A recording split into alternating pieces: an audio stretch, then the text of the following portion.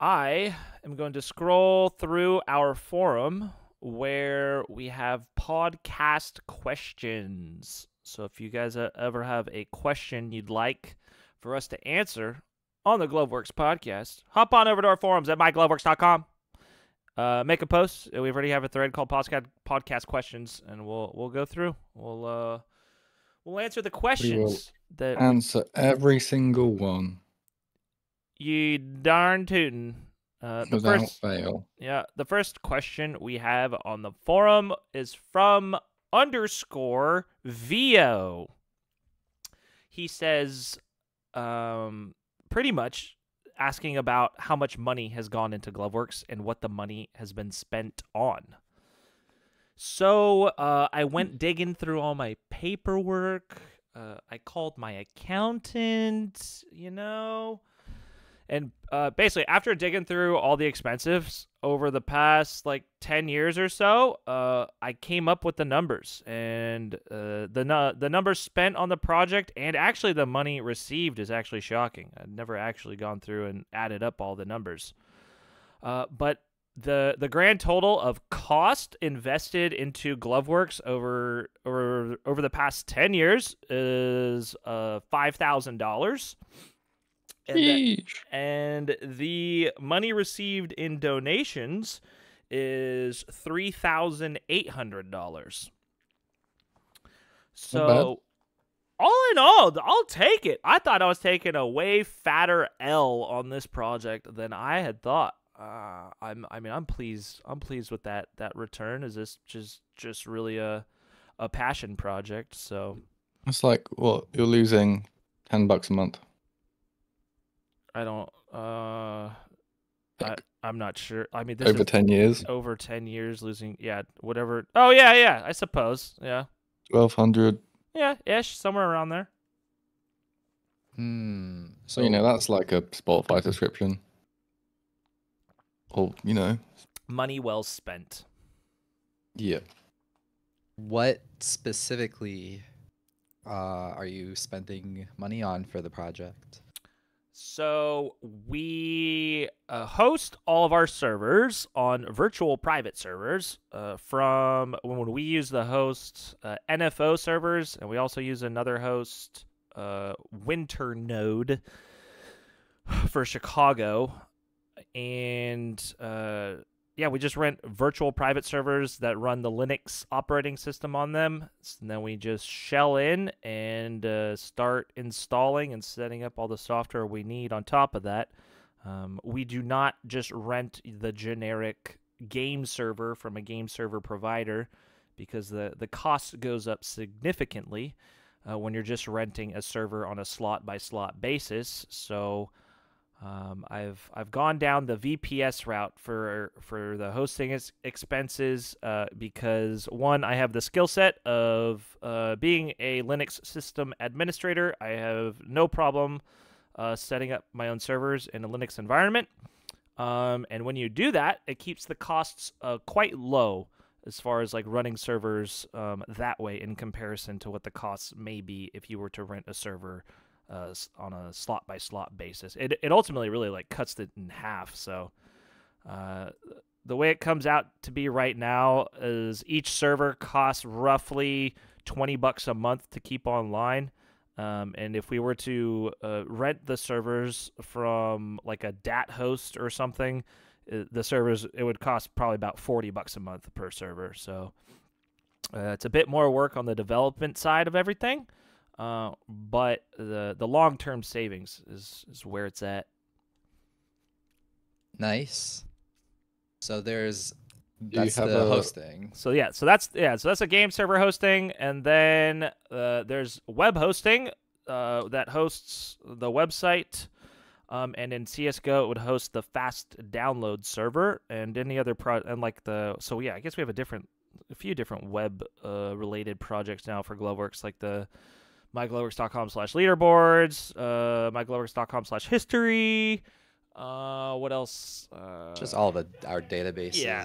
Oh yeah, all the source mod databases and stuff like that. So, ultimately, I gotta have that running on a host that's the most affordable web host known to man.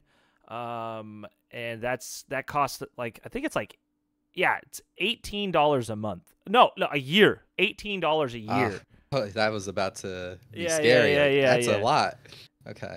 But again, I know of all these. I've been in the hosting industry for well over a decade, probably over 15 years in the hosting industry. So I know where to get the cheapest motherfucking shit that is actually like good performing services at a very low cost.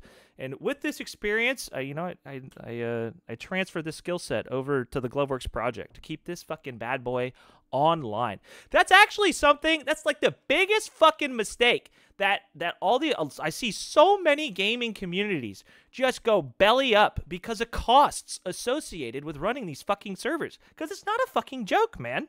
Like, there's so many gaming communities that like, oh, I'm gonna get a full box. I'm gonna get a dedicated server for this community. And like, dude, they'll be fucking forking out $100, $120, $160, $200 something a month just for their like one little fucking server. Like, oh, I wanted to get a full server that way it's gonna have the best performance. Like yada yada. I'm like, bro, you're gonna go belly up. This project's gonna cost way too much money. And like, dude, your little community that you made is gonna go fucking under because you didn't like think about the long-term costs and how big of a decision it is to like, yo, this is like a passion project. It's a little game server, like game community. And you want to know it's something that's like pretty prevalent across the board of most gamers. We're all broke as fuck because we just sit inside all day and play our silly little video games, and it's a low budget hobby. And I mean, the reality is most gamers don't have that much money to just be throwing around and donating to their little communities and projects all the time. Hello, Leap. So that has been a huge priority for me, like as the years have gone by, to keep Gloveworks a low budget project in order to like make sure like the longevity of this project can be sustained. So I'm quite proud of like how little money it costs to keep Gloveworks online. Like at a bare bones, if we didn't have a website, if we didn't have any of this other shit, we just needed the Counter-Strike server online, it's just like $20. And I think I'm a fucking adult. It's $20 a month. I can put that together and I keep the project rolling. We got our magic rant for the podcast.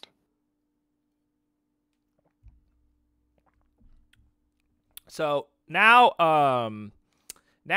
VIP, we haven't had it 100% set up yet. Hopefully, I should be able to have it set up by this Woohoo Wednesday. So by the time you guys are hearing this, hopefully, I should have it set up where there is VIP packages available. You'll go to mygloveworks.com. You'll click on the button at the top called VIP/donate. It'll send you to Coffee. Coffee's a cool little website that you can donate to the project. There'll be some packages available. The packages we were running in CSGO, which I think just makes sense that we just bring it all over to CS2. 3 different packages. It'll just be $5 a month, $10 a month, or $15 a month. No matter what tier you go with, you'll receive the same. You'll receive the same VIP benefits from either package. It's just if you do want to donate $15 a month, it'll just make you feel better and it'll help the project out quite a bit. So the offerings, the end user will receive the same benefits, features, whatever you want to call them. It's really kind of just a flex too in Discord when you have a better role than anyone else. So when you do donate, the 3 categories will be a superstar, a platinum star, and a cuddle star. Was it diamond star or platinum? I think it was platinum, right? It's platinum and cuddle. That's right. Yeah. So Superstar is $5 a month, platinum star is $10 a month, and cuddle star is $15 a month. When you are a VIP member, you will receive a reserve slot in the server, so no matter what's going on in the server, if it's filled to the brim, maxed out in players, you'll be able to double-click and get into the server. I take that back. You will not be able to double-click and get in. You'll have to type it into chat, into your console to connect, and then the IP. or you can put in connect and mango.mygloveworks.com, and then it'll boot someone, or we'll have it set up in some way. Anyways, you'll get into the server. On top of that, you'll also have colored chat. So as a VIP member, you can talk with green text in the chat, blue text in the chat, pink text in the chat, whatever you want. And I'm not sure if I'll be able to get this set up by this Woohoo Wednesday, but the idea is to have colored nades in the server. So the smoke grenade you receive in the server, you will be able to make it turn into any color you want. So you'll see. So when someone does see a colored smoke, they'll be like, "Oh, a VIP person just threw that," and then you can flex on them. Say, "That was my nade." Should we have it match their chat color? That's up to them. Okay.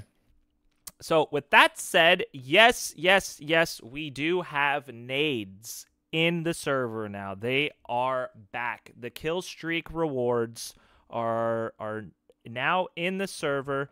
When you get 6 kills that can even span across multiple rounds, you get a streak of 6 kills. You get the nade of your choosing. If you'd like, the default grenade you're going to receive is a smoke grenade. If you'd like to change it to a different grenade, type in !nade in chat, and it'll basically just tell you to type in !nade smoke, !nade HE, or !nade decoy. So you can select one of the 3 to be the nades you receive. We have a new feature in there. At the 8 kill streak, you receive a Zeus. So now you're going to start seeing Zeuses in the server. These? The Zeus. So Plural for Zeus. These? Zeus. Oh my goodness. Zeus. Like geese. Like goose and geese. Zeus, goose. Sure. Geese, geese. There'll be a bunch of Zeus on the server. See? Sounds right. So that's never been before seen in Gloveworks. Interested to see how that pans out. And also, new feature. If you get 12 kills, you'll get a flashbang, ladies and gentlemen. So if you get flashed in the server, just know that someone in the server strung together 12 kills over multiple rounds, and they did not die. Therefore, they're rewarded with the flashbang. Which also means that if the person with the flashbang or with a smoke grenade or a Zeus, if they're killed and before they used it, you can be picking up those assets off of the ground and put them into your inventory and use the grenades or the Zeus. So I think that'll be fun to see the new things. Like I think it's cool. The Zeus is fun, I feel. Yes, the Zeus will be very interesting. I believe because you can pick it up, that thing will carry on for many rounds, right? So that's a very interesting thing to think about. Like maybe someone, what was it? You said was it an 8 or 10 kill streak? I forgot. It's 8. We're starting with 8. If we think it's too easy to obtain the Zeus at the 8K, then we'll bump it to 10 or something. Right, because if 2 people get the 8 kill streak, that's 2 Zeuses that could very well be present for the entirety of the map, as long as people keep picking them up. Be like in a real game when you're trying to get the AWP after. Yeah, exactly.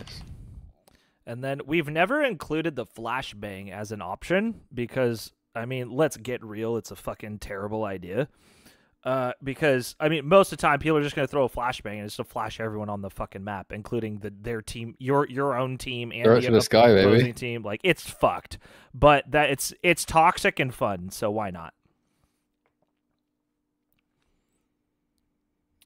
Other than that, what are the other? So the regular grenades are just the other choices that aren't a flashbang then. Yeah. So it's a smoke grenade, an HE grenade, and a decoy. After you get 6 kills, you can then you just type in chat which one you want. No mollies.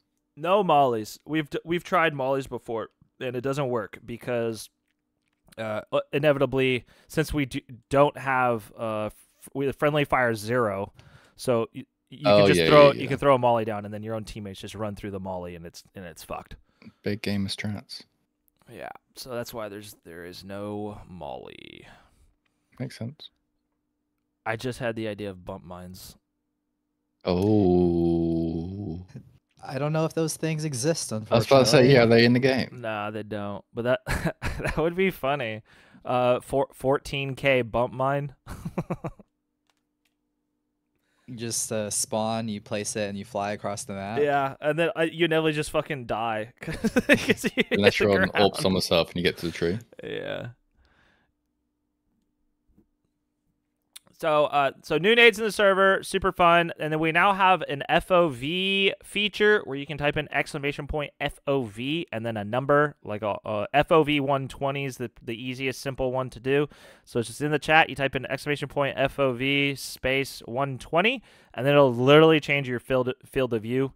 You can even go up as high as like you can type in !FOV 1 2 3 4 5, and that's like what 12,000 something, and it's a vibe. It's super fun. It's not really meant to enhance or make you a better player. It's just kind of there to just add some zhuzh.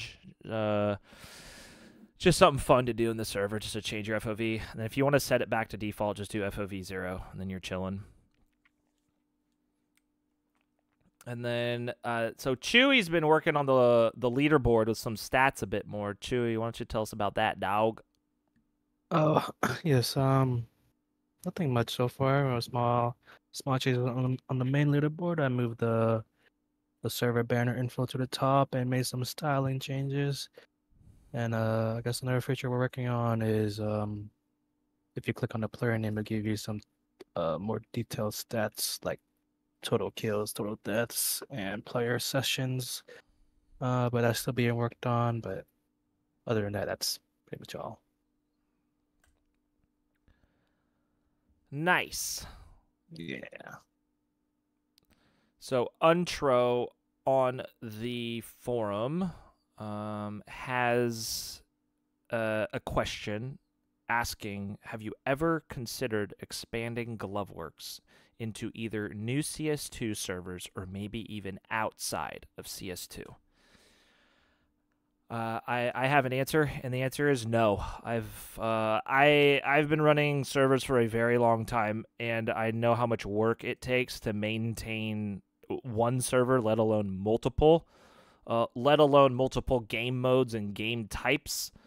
I've chosen to keep Gloveworks specifically focused on op servers. Because it's just something I'm very passionate about. I don't have any plans of. I don't think it's very special to host a 1v1 server. Like there's not like a hardcore 1v1 community. Like I don't know. The surf servers they're fun and all, but someone else can run a better surf server than I do. I'm not passionate about a surf server. Like I don't spend that much time surfing. Ultimately, it's kind of just about built around like my interests and. I love the opping genre, the op arena, and I feel like we've continued to kind of push this genre, this game mode, further and further and further, and I find it very fun, and I'm not tired of it. I'll never get tired of it. So I solely focused on the opping, and then we've thrown in the Deagle server, which has been fun. Just some fun little things on the side, and then before in CS:GO we actually had a scout server.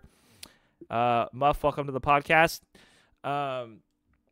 And so the Deagle and the scout server have just been fun additions, but they're still not the main focus. And I only plan on keeping Gloveworks primarily focused on Counter-Strike 2 opping, supporting other game modes, and even another game I just have zero interest in. Like this project has always just been a project. Like I've never been interested in running just a community, like a gaming community where we play Minecraft, we play Grand Theft Auto, we play World of Warcraft. Come join my gamer group of cool guys. Submit an application if you want to be part of our cool clan. If we don't think you're cool, we'll ban you though. So submit your application. We'll approve you for our cult. Like I ain't about that shit. Like this is first and foremost a project to me. And then it just so happens that after a while, it's kind of turned into a dope ass community, which I'm like super stoked on. I really love the community that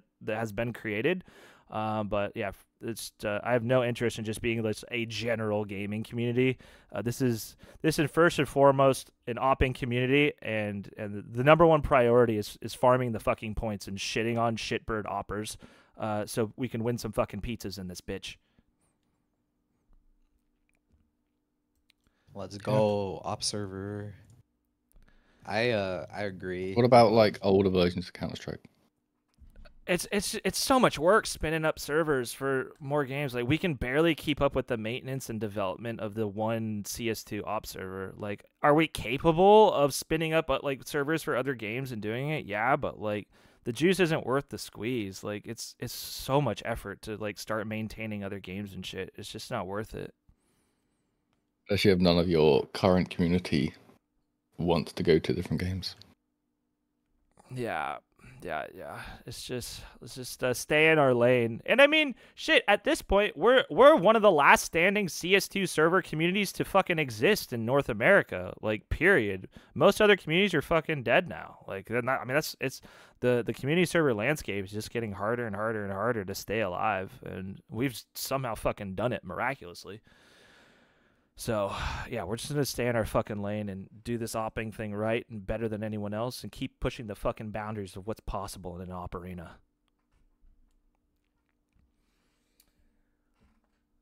Next question is, Legoat, will custom name colors come back? The answer is yes. The custom name colors will come back for VIP members. Just stay tuned.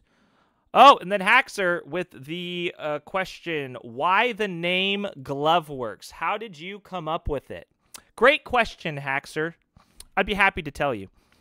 I created Gloveworks when I was 19 years old in 2009.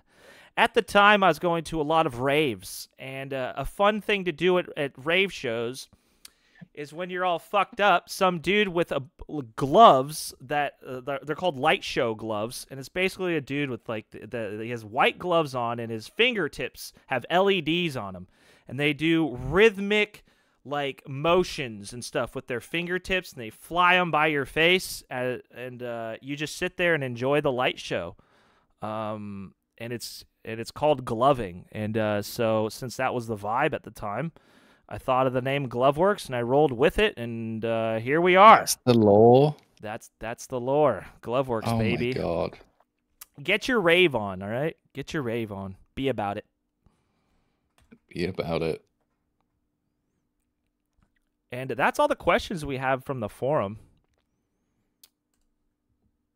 So let's see here. Oh yeah, Jimbo, you're still working on some mapping updates and whatnot. Tell us what you've been working on. I know you got some stuff cooking.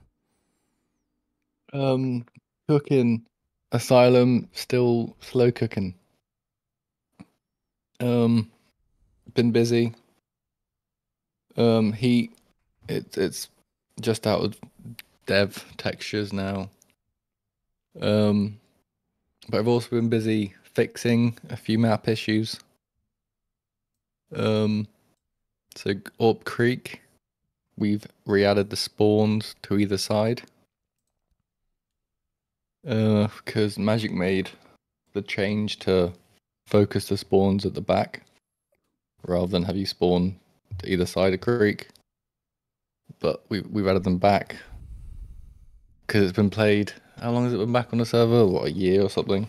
In various forms, and we think it's good to have to check the sides and makes it harder just to run up the middle and get knife kills. So also poppable.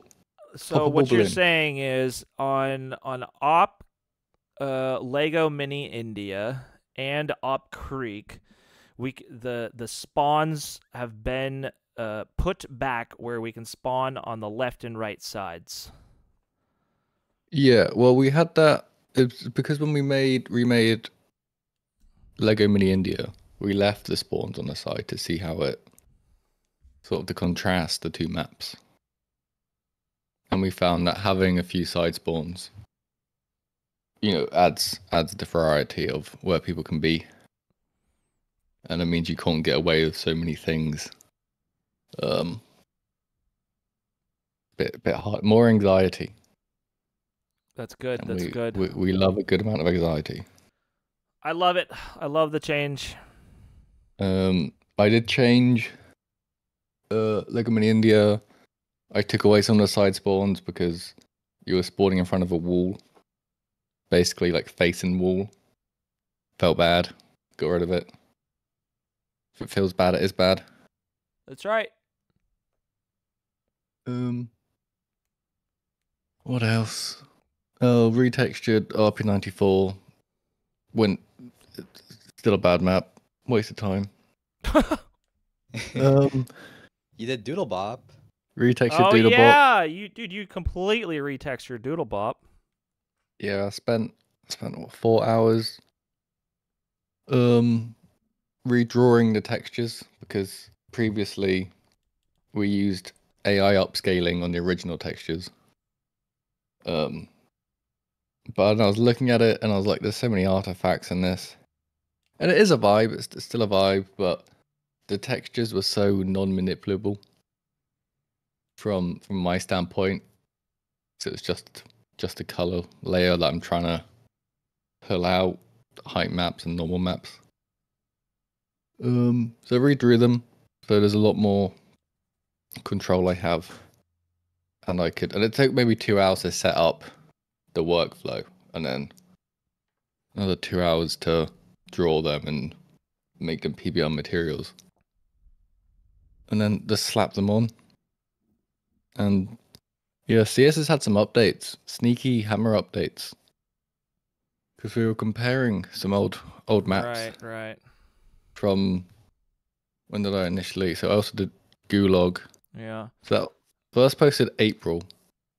So and then what Jimbo's talking about with the updates is that in Counter-Strike, when they release an update, there's like a change log on their website where they tell you about like the changes they made. But for the Source 2 development tools and the tool we use to do maps in, it's called haczr. When they make changes to it, there's no change log. There's no like publicly released information like of like what changes happen or whatnot. But like as we use it and as we like edit maps, we'll just notice things like, oh, this is this is different. This was not the way it used to, or like they'll just change and add things. So yeah, and it always seems to be for the better. Like you were saying about how you can manipulate meshes easier. Yeah.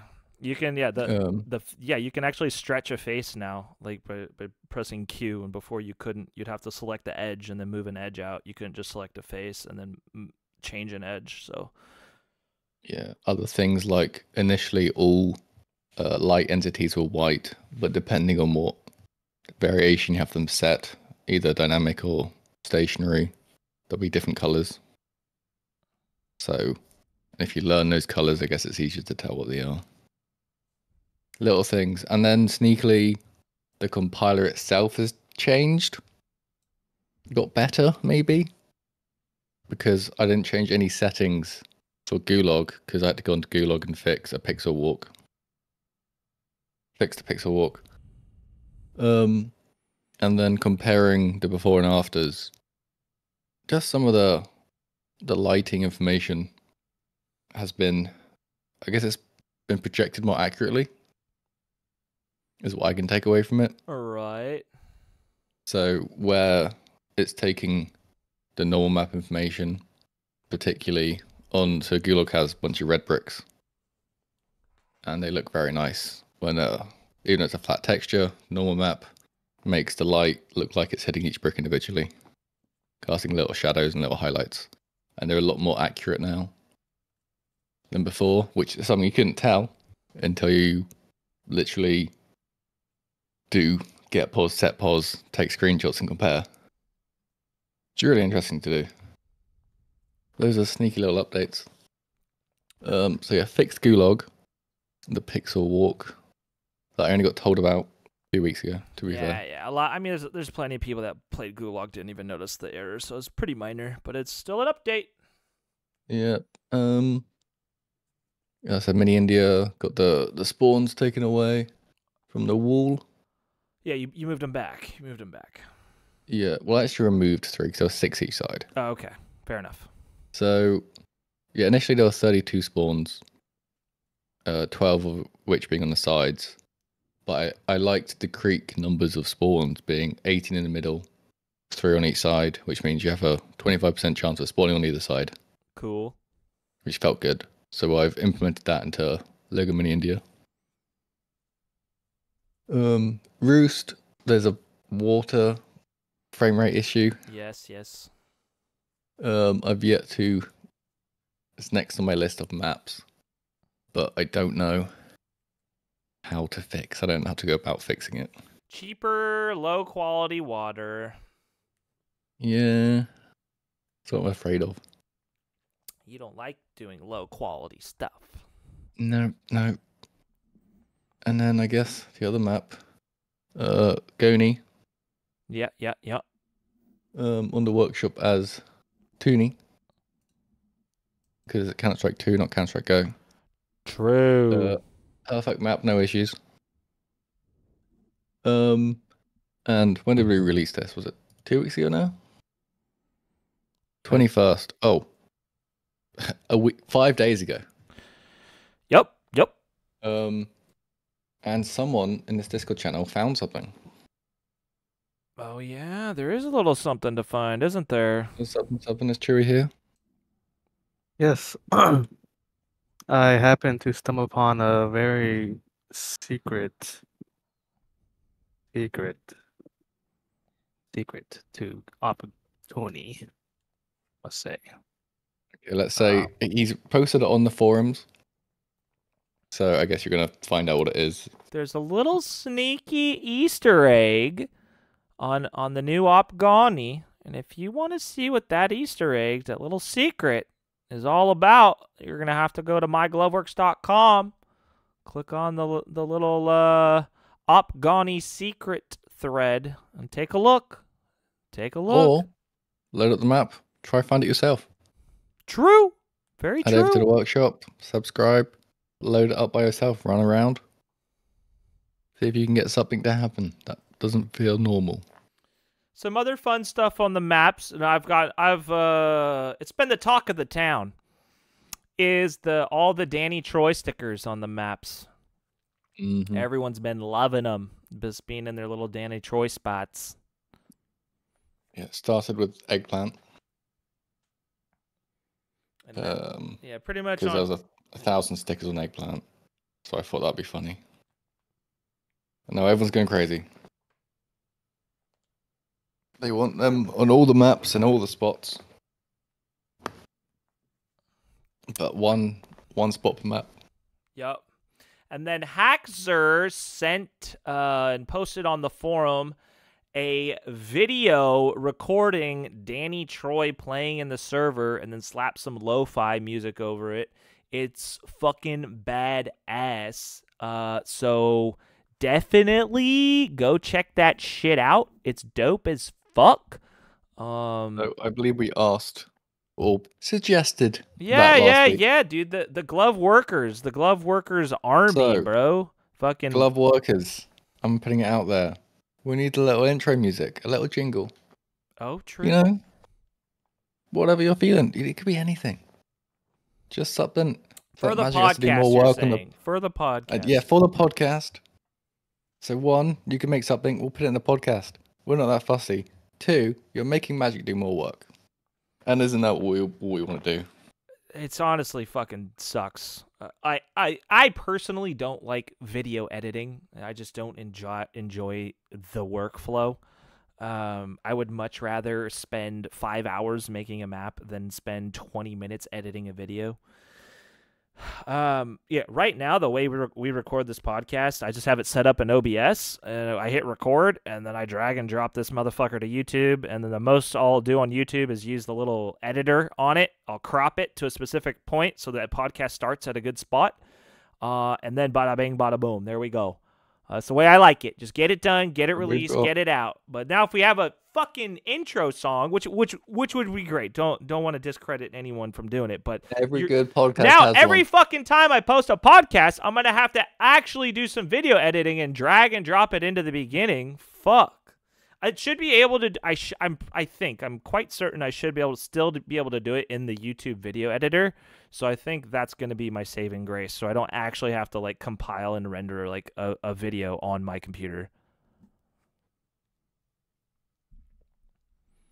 Yeah, that's true. I guess that's another thing. You don't have to wait for the render. Yeah, that's the whole. It's a massive like buzzkill to like sit there, recorded the podcast, like, all right, guys, give me a couple hours, let me edit it and render it out so I can post it on YouTube. Like, it's like, fuck me, dude, let's just get this thing done. But Yeah, we're not sending him audio files. This is recorded through Discord. Yeah, baby, Live. Let's see. What else do we got? Oh, so I spent a few hours today going through the Gloveworks historical leaderboards. Because there was about at least a year's worth gap of missing old Game Me leaderboards throughout the years. So now it's all up to date. I think we're missing a few months here and there scattered throughout the years, but for the most part, how long do we have it? Because I think we started I think there's like at least 2020, 21, 22, 23, almost 4. There might be almost 4 fucking years of leaderboard information. Anyways, if you've been playing in the Gloveworks server for a long time and you just like to click and see the leaderboards, you can and just get oh right, remember that guy? Oh, this dude was #1 then.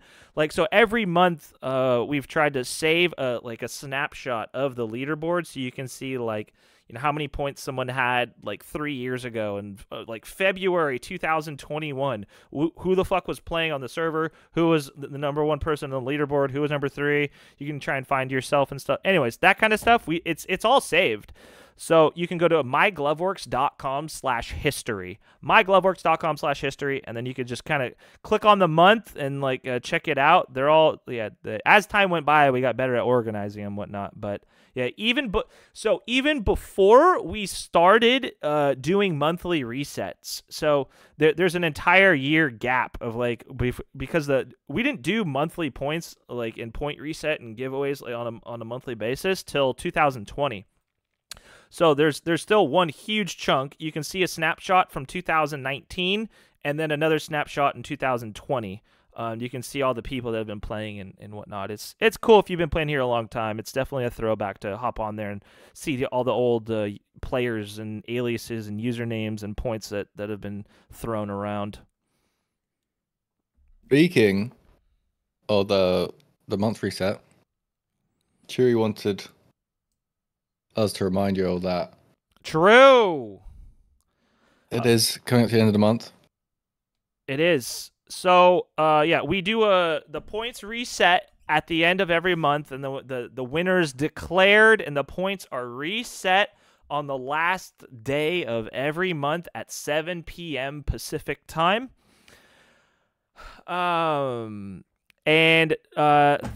Let's see. So it'll be this Saturday. If you're listening to this on the release day of Wednesday. Anyway, so it'll be this Saturday, August 31st at 7 p.m. Pacific. The leaderboard will be frozen, snapshotted, and then reset. And the #1 player in the server, which is right now Chewy, will win the pizza of the month. So if you want that pizza and you want to take it from Chewy's hands, you got 4 days to grind away, hit 3K, take his spot. I dare you. Good luck. Good luck. He's gotten too comfortable up there on his 3K point chariot or He's still 3K? throne. Yeah, he's still decided- 3K. He got there. He's like, I'm not even gonna bother signing in. There is no competition. It's a valid tactic. Yep. So if we look at the leaderboards right now, the only one, so it's Nern second place at 2,400 and he's at 3,000. Yikes. No, yeah. Yeah. 3,003. Like Yeah, I said, it's not 3,003. rigged. Not rigged. Not rigged at all. So Nerd's gained how many points in the last 3 days? I don't think any. No, I've not been on. Maybe on an alt. You may have seen a guy named Cappy on the server. That is not No, I me. mean second place. No, hasn't made any progress since you hit 3K. Yeah, I think he dropped. He was at 2,500 at one point. Oof. So he dropped actually. Yeah. Oh, that seems Dragon's they're here. plateauing. Dragon's number 9. Yeah, I've not seen Dragon on the server, but I was looking through the histories, and he was number 1 on quite a few maps from certain months. Or just all-time history, I think. True.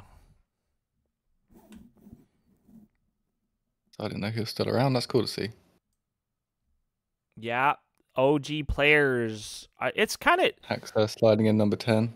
Yeah, it's there's a lot of people where CS2 came out and they're like, since when CS2 was like pushed onto the community, and it was pretty fucking bad. Like the game felt bad. It was not a good experience. A lot of people just kind of ditched CS. So you're starting to see some people that ditched it, and then like, you know, it's been about almost a year now since the public release of CS2, and they're all like, all right, I'm fucking sick and tired of playing Valorant and Apex. I've got a goal on the server now.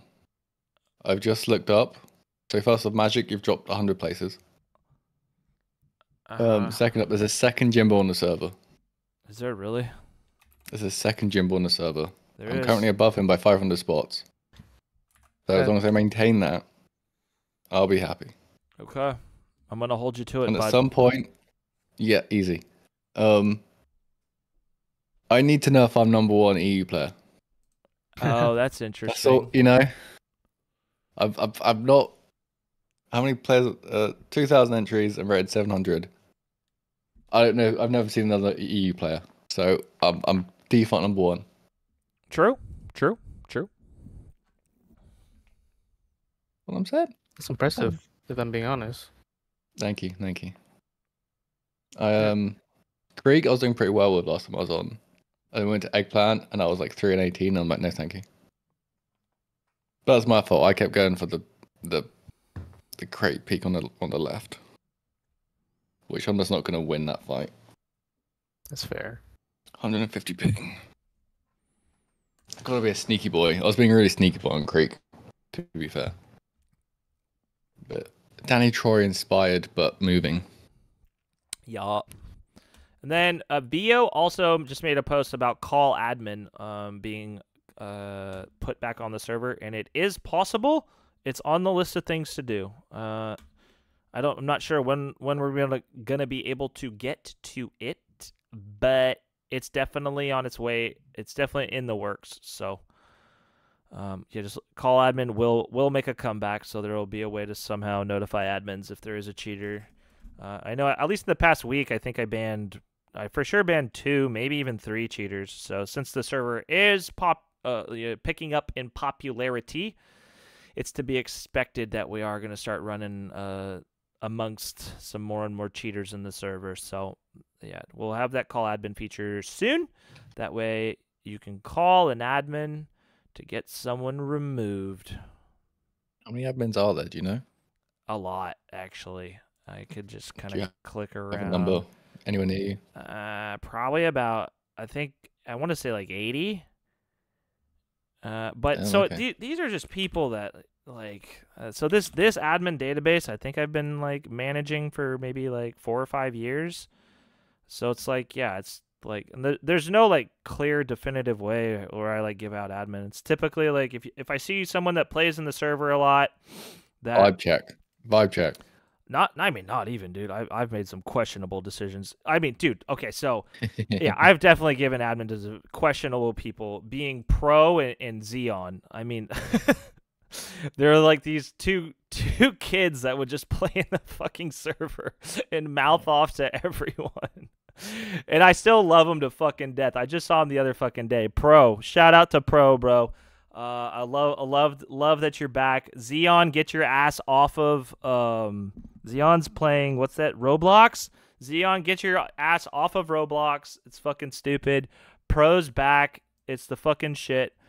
They should have never been given admin, but I told them that I believed in them, and that please don't make me regret the decision. And you know what? They were great admins. Really? They didn't really abuse the powers, and it was a good time, man. That's not why I thought that story was going. Yeah, so ultimately, I give people to just be active in the server, make a presence. If you're hot on the mic, which Pro and Xeon were, like, dude, yeah, if they're making a presence in the server and it's a good vibe, like, yeah, I'm more apt to hand out admin to someone's like making a presence, right? Yeah. On the flip side of the coin, I also just give someone admin that's active in the server and like and is high ranked and is skilled. So if you're good at opping and you've proven yourself to be good, then you can. When you are good at opping, then you can figure out if someone's cheating or not, because you know what is and is not possible, hopefully. So then I'll just give people admin. I typically don't give admin to anyone that asks for it, because like I perceive like someone like, dude, can I have admin? It's like, I believe it's like an ego thing. They're just gonna like, they just want to have admin so they can like ego flex and ban people, and they're like power hungry and shit. I think the best admins are the people I give admin that never even asked for it, never even like thought it like never even thought like to be an admin, and I find those people are typically actually like the most fair in their judgment and use of admin, because the role of a Gloveworks admin is to do like one thing, is to ban someone that's either cheating or like being like hateful or racist in the server. So realistically, as an admin in the Gloveworks server, you typically probably only need to ban maybe one person a week that you find is cheating, and that's it. There's no other role of an admin. I know something came up with the gag command, right? Because like Vio brought it up in the server admin private server admin Discord chat, Justin, right? About like a self mute that we used to have in CS:GO, but now we don't. So now like maybe a gag is a good replacement. Yeah, I don't know. You've always been about like not really censoring what people say, so like it might be like it's also kind of like annoying now, like admins are gonna have to determine what is or isn't appropriate, which Right. I mean, it doesn't have to be that complicated. It's just, probably just don't be racist. But then like I always felt if someone's being like abusive on the microphone, they should just be banned. So I didn't really get the point of a gag. Right. Yeah, so that's why I don't know. That's if that's something that we want, we could easily do. It's just a matter of the way we think it matters. So I mean that's kind of the stance I've always taken. It's just like, well, if someone like if someone's being like that bad on the mic, then ban them. Like what? If you're gonna mute them, like why don't you just ban them? Because they should like. It's pretty hard to get banned from our servers. Like it's either it's racism, cheating, or hatefulness, and or server disruption. Server disruption kind of encapsulates like B-hop scripting or like ear raping, right? If someone's just like playing like a loud noise on the mic just to hurt people's ears, like, all right, just ban them, dude, if they're gonna fucking do that. So like yeah, instead of using like, I don't see the point in like having a gag or a mute when like, yeah, just remove them. It's that easy. So like that's why they're like, yeah, that's why admins have only ban and unban permissions, because I don't see any other like point of giving any other permissions or like admin features when the only times you should be using your admin privileges is if you're going to ban someone.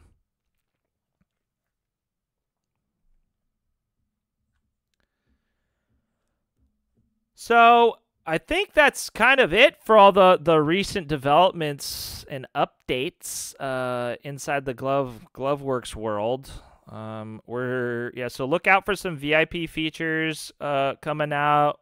Jimbo here is cooking up some maps. I know Justin and Chewy have been working very hard at restoring a lot of the statistics and like session information that we used to have on GameMe through like the website. So they've been working diligently on kind of just bringing back some of the features and whatnot that we used to have with GameMe. So yes, keep your eyes out for that kind of stuff. Get in the last few days of farming some points before the reset, and we'll catch you guys the next episode. Be about it. Peace. It's a tough world out here.